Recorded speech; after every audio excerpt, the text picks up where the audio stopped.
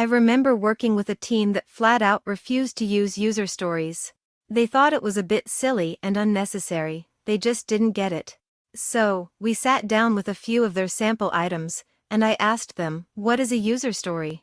And we figured out that as an X, I want Y, so that Z is exactly the same as asking who is the customer, why do they want it, and what are we going to give them? I remember working with a team that flat out refused to use user stories.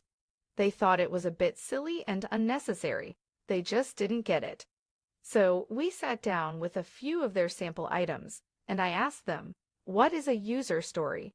And we figured out that as an X, I want Y, so that Z is exactly the same as asking who is the customer, why do they want it, and what are we going to give them? I remember working with a team who point blank refused to use user stories.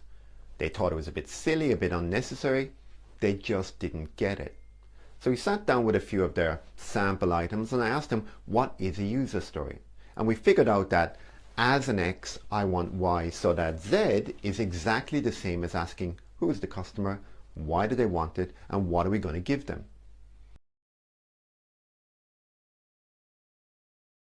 I remember working with a team that flat out refused to use user stories. They thought it was a bit silly and unnecessary. They just didn't get it. So, we sat down with a few of their sample items and I asked them, what is a user story?